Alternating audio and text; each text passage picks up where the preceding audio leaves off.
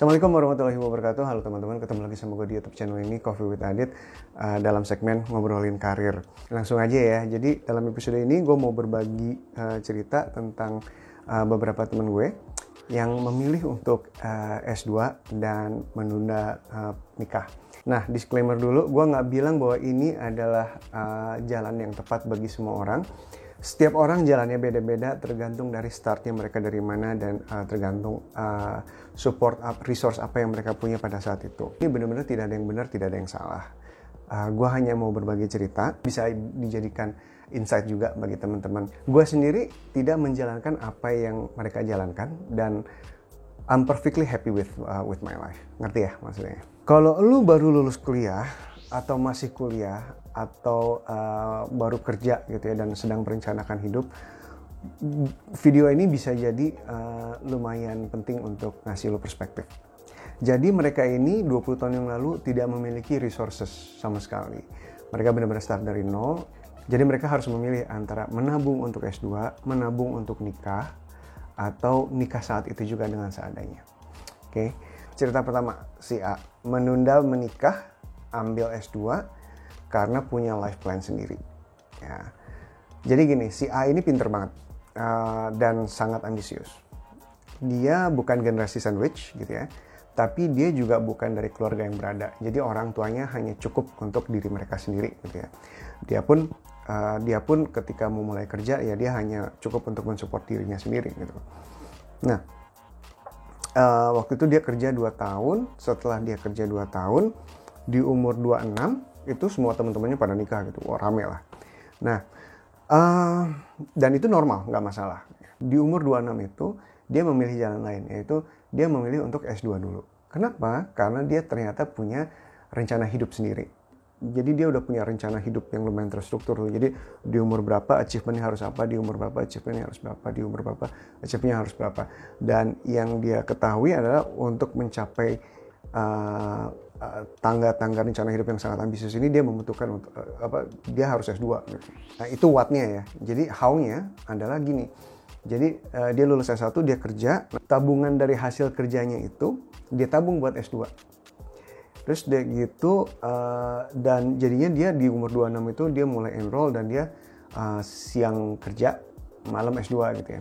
Saat dia lulus S2, dia akan pakai ilmu dari S2-nya itu untuk menjadi senjata dia mencari pekerjaan dengan kedudukan yang lebih baik gitu. Nah, dan hasilnya nanti gitu ya, dia pakai untuk nikah, baru seperti itu. Dan ya karena orangnya pintar dan orangnya ambisius, hidup dia berjalan sesuai dengan rencana hidup dia. Umur 26, 27 gitu, dia lulus S2-nya. Dari umur 27 sampai 30 tuh karena dia emang pintar dan emang berprestasi gitu ya. Di umur 30 tuh dia udah jadi GM. Oh, udah keren banget. Dan semua teman-temannya dulu yang start bareng dia itu di saat umur 30 itu jadi bawahan dia. Nah, karena dia udah jadi GM gitu kan. Nah, akumulasi tabungannya kan cepat dan tinggi gitu ya. Nah, jadi di umur 30 itu dia nikah langsung sambil beli rumah segala macam. Yang kita bisa pelajari dari dia adalah dia memilih untuk selesai dulu dengan dirinya sebelum dia mengundang orang lain untuk masuk ke dalam hidupnya. Kalau kita tidak melakukan ini nggak apa-apa, 99% dari kita juga tidak melakukan ini kan. Tapi inilah yang dia lakukan. Jadi dia mulai dari nol, dia tabung sendiri, udah cukup uangnya dia S2, habis dia S2 dia nabung lagi buat kemapanan dia gitu ya. Jadi ketika dia meminang anak orang, itu udah enak banget bagi dia. Pak, saya mau meminang anak Bapak, saya udah punya ini, saya udah punya itu, semuanya dari hasil saya sendiri. Saya punya karir ini, gitu. Insya Allah anak Bapak berada di tangan yang baik, gitu. Dan untuk bisa ngomong kayak gitu, apalagi dari usahanya sendiri, gitu ya, itu sangat oke sih sebenarnya. Kedua, kebanyakan orang merencanakan hidup itu berdua. Jadi kayak lagi nggak punya apa-apa, ya harus kita bikin lah gitu, bermimpi gitu. Sayang nanti kita kalau udah punya ini gini ya, sayang nanti kita kalau udah punya itu gitu ya. Yang mana nggak salah, 99% dari kita juga melakukan itu. Tapi dia memilih untuk nggak melakukan ini karena prinsip yang dia punya adalah masa depan dia adalah tanggung jawab dia. Untuk menjadi kuat adalah tanggung jawab masing-masing. bukan tanggung jawab pasangannya. Sayang bareng dong sama saya biar saya kuat. Enggak, dia memilih untuk enggak ngomong seperti itu. Dia mikirnya gue harus punya fondasi hidup yang kuat. Ya udah, berarti fondasinya adalah dia nabung buat S2. Habis itu dia S2. S2 ini memberikan fondasi untuk dia untuk karir yang sangat-sangat bagus, yang bisa meroket sampai GM gitu. Nah, setelah fondasi hidupnya bagus, baru dia undang orang untuk masuk gitu.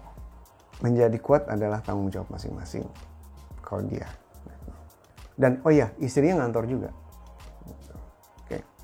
Cerita kedua, si B menunda menikah, ambil S2 karena generasi sandwich. Jadi ceritanya gini, si B ini anak pinter banget. Nah, beda dengan A yang datang dari keluarga yang baik-baik aja gitu ya. Tidak kurang, dan kalau si A kan tidak kurang tidak lebih ya. Nah, si B ini ketika dia lulus S1, dia harus mensupport ibu dan adik-adiknya. Dia sendiri mensupport dirinya, S1 tuh lulus pakai uang dia sendiri sebenarnya. Jadi yang dia lakukan adalah lulus S1, dia kerja. Nah, hasilnya dia bagi. Sebagian untuk ibunya dan adiknya, itu dia kedepankan dulu. Yang penting ini. Terus kemudian dia pindah-pindah kerja untuk nyari income yang gede. Agar dia cukup untuk ngebiayain sekolah adik-adiknya dan nabung untuk dirinya kuliah. Karena bagi dia itu penting banget. Kuliah lagi untuk S2 gitu ya.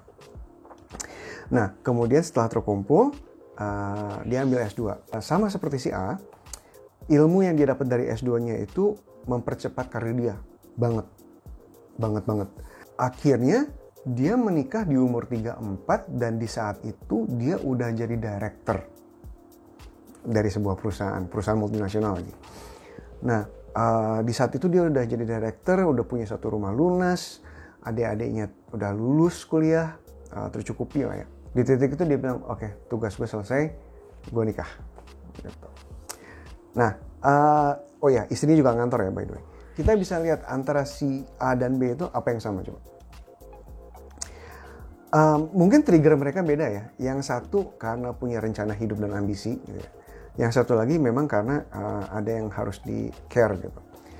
Tapi yang sama adalah ini. Pertama, mereka sama-sama gak punya warisan atau pertolongan dari orang tua. Sama-sama dari nol. Bahkan yang satu minus gitu ya. Mereka sama-sama menunda pernikahan karena mereka ingin atau harus selesai dengan diri mereka dulu.